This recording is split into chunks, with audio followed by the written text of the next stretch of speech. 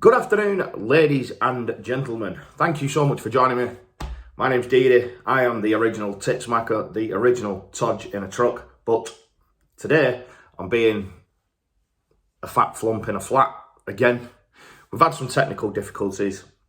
Technical difficulties being my 8-year-old daughter decided to take my laptop charger to my mum's caravan with her for the week. So I can't edit any vlogs.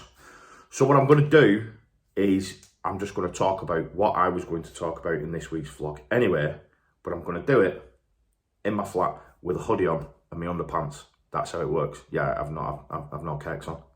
Who cares? I've just got up. Don't care. I need to go to the gym after this, training chest. So I want to cram it in as fast as I can, get it done. I don't want to bore you to death. I don't want to take forever getting this out, but it's an idea that I had. I did discuss it on a live stream last week or the week before. And I think it's quite important, to be fair. I think it could be something quite big. It could help transport companies out, haulage companies out.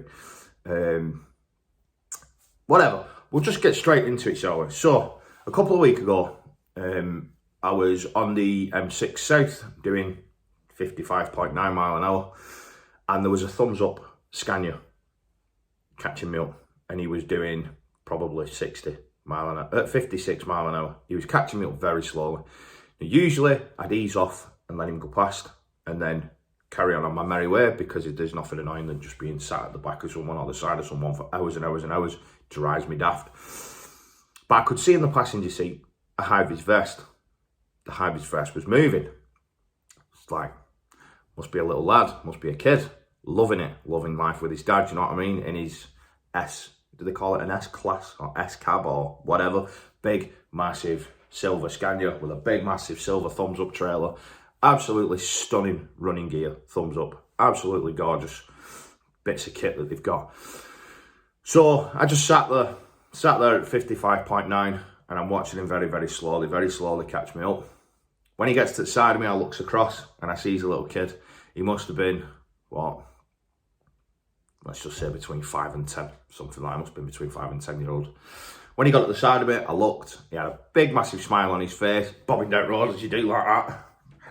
And stuck my thumb up at him like that. And he looked at his dad, looked at me and went, like that. And I was just like, yeah, man, that kid loves it. That kid absolutely loves it. I beat my horn, because the Iveco's got an half decent horn when you turn it on. And then, trust me, you get 5 million photos now. Photos. Please don't be my missus sending me pictures of babies. Not ready for that. Definitely not ready for that. Nope. No more kids here, thank you. Sorry. Beats my arm, and his dad beats his arm.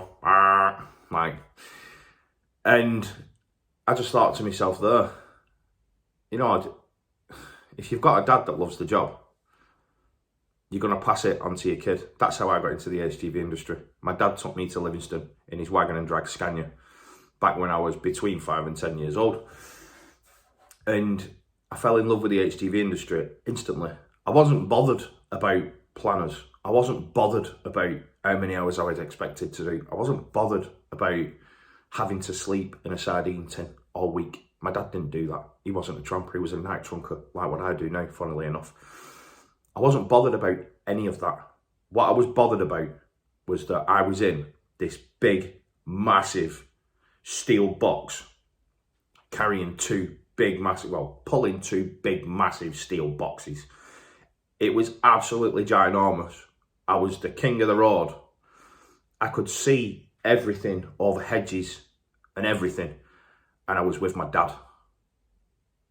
What more can you want as a kid? Do you know what I mean? And I loved the industry from there. From day one, I loved it. I was like, wow, this is what I need to do. And my dad always put me off. My dad always said exactly what I've just said that I didn't know. Oh, you won't be able to do it. The hours are too long. Oh, you won't be able to put up with motorists. Oh, you won't be able to put up with Orsa pulling you over, or DVSA or whatever. Oh, do you know if you've got a trailer light out and DVSA pull you over, or Orsa or whatever they can give you a fine, they can revoke your licence, they can do this, do that, blah, blah, blah. HGV driving is the worst job in the world, it's absolutely awful, blah, blah, blah. My dad was a gas engineer, and he gave up being a gas engineer to go truck driving. He did truck driving for about 35 years and absolutely detested, so he says, every single hour of it. But he did it for the rest of his life with a gas engineer qualification behind him. Can't be that bad, can it really? Let's be honest. So, the point of this video, the point I'm trying to get to, is if you want more people, if you want more lads and girls to come into the HGV industry, why don't big companies, especially like your Colinas, like your DHL, like your Hermes, your DPD, places like that, Stobarts, WS, you know, everybody, right across the board. Why don't all these companies all introduce a lad and dad day or a daughter and dad day at work? Maybe once a month, bring in a kid to work. Don't let him get out the cab. Don't let him do anything dangerous. Sit there, have his vest on, seatbelt on. That's where he sits, that's where he stays until you're on a break. Let him jump in the bed, let her jump in the bed, him or her, whatever. I'm not being sexist, I've just got lad on the head. Lad or daughter, whatever. Let them jump in the bed, you know, let them have a kip. That's what I did. In my dad's Scania, we had bunk beds, and we got to Livingston, dropped 2 boxes, picked up 2 empty boxes, pulled outside, pulled out on the road, and then my dad said, right, we're going to have an hour's kip. He said, I'll set the alarm for an hour, you get up, jump back in your seat, and we'll head back down to Bolton. Like, right, okay. Unfortunately, my dad didn't wake me up, and I woke up when we got to Dean, which is in Bolton, unfortunately. So I missed the entire journey home because I stayed asleep on the top bunk. But anyway, it was a fantastic experience. It wanted me to get into the HGV industry from day one. And I think for transport industries, HGV industries, I think that it'd be a massive boost to keep the industry going. Because at the moment, with the amount of people that are slagging the industry off, is it any wonder there's some supposed driver shortage? I know there's a lot of drivers out there that love the job because I've read your comments. I've read them. Probably 95% of all the comments I get are positive, but you still get the 5% that will not disagree with anything I've said, but will call me a penis, will call me gay. Whatever that is supposed to define because I enjoy my job is completely beyond me. But if you've got drivers that work at your company, if you are a transport manager, an operations manager, if you own your own fleet, if you've got lads that work for you that enjoy the job, why don't you ask them if they fancy bringing the lad to work with them once a week, once a month? If they've got 3 lads, say 8, 10 and 13, on 3 separate months you could bring each one of them lads. Maybe 1 or 2 of them will fall massively in love with HGV. And then who knows, in 5 years' time when that lad's 18, you might be able to train him up to do his class 2, then his class 1, and then move him onto the big trucks, have him working for you. Treat him with a bit of respect, he'll treat you with a bit of respect, and you've got yourself a young, passionate driver. I think that sounds like a bit of a plan, to be fair. I think that sounds like a good idea. I think companies should introduce bring your kids to work day. It's the same with work experience at schools and colleges, stuff like that. Bring more people. It's like I've already offered at Hermes to take people out with me. I do days, you know, take people out, take young lads out, whatever, show them around, show them what the job entails, show them what you've got to do, and then show them how much you can earn for it. And then say, well, you've got 2 choices. You can either go and flip burgers in McDonald's for £8.55 an hour, or you might be lucky and get someone that'll invest in you, that'll put you through your training. And then you might be earning 700 quid a week doing it. At 18-year-old living with your mum and your dad, earning that kind of money, put it away, get your operator's license, get your own fleet. Who knows, you could be a millionaire by the time you're 40-year-old.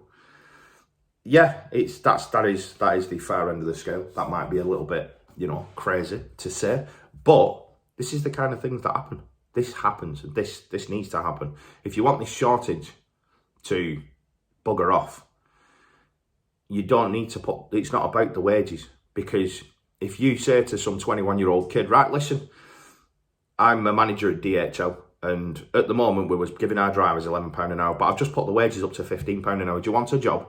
Well, I can't afford £2.5 for my licence. So I'm all right, thanks. I'm going to stay at Aldi. Putting the wages up isn't going to bring drivers into the industry. You need trained drivers to come in. You need to invest in people, not just throw money at them. I don't think there's anything wrong with the money. Personally, I think the money's fine for the job that I do. I think I'm overpaid for the job that I do, to be quite honest. And there's another agency that's just come in to Hermes that's offering even more money. Ridiculous amounts of money. Crazy. Absolutely mental, the amount of money they're offering for the job that we're expected to do. So it's not just about the hourly rate. These kids, these young, passionate drivers, they've got to try and get the foot in the door. Do you know what I mean? How many kids know how to save money these days? How many kids get taught in school how to save money? If you said to an 18-year-old lad, right, you need £2.5 for do your HGV licences, they might turn around and say, yeah, but what if I don't like it? What if I don't want to do it? What if I don't like driving? That's not the kind of job for me. Whereas if he's been out with his dad prior, he might be like, yeah, I've seen it. I've seen the job. I absolutely loved your job. That's what I want to do. Yeah, I'm going to get some money together and I'm going to go for it.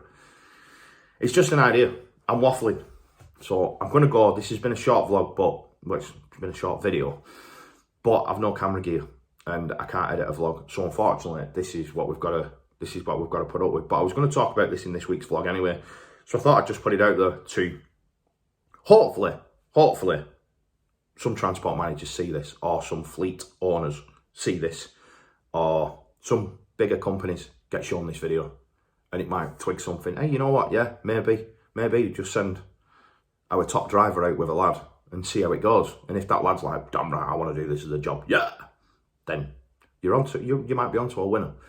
And it could keep the transport industry afloat going on in the years. That's just my 2 penneth. Drop me a comment down below and let me know what you think, if you agree or disagree. I know I'm going to get loads of drivers that have been doing it for 40 odd years, that have been using synchro boxes, crash boxes, bloody Kenilworth Peterbilts and all that bollocks. Like, worst job in the world, but I've been doing it for 55 years, it's worst job in the bloody world. Go and do something else in your film. Good. Give us a thumbs up or a thumbs down. Click that subscribe button. I've put memberships back on as well, $4.99, just to support the channel, that's it. Literally just to support me. If you want to help me out, feel free, click that membership button, the join button down below. My name's Deady. I'm usually a dick and a daft or an idiot and an Iveco or the commander of a hydrogen-powered space shuttle. Today I'm not. I'm just a fat flump in a flat. Take care, folks. I'll see you in the next video next week. I'll probably do a live stream before then as well. Take care. See you later. Ciao.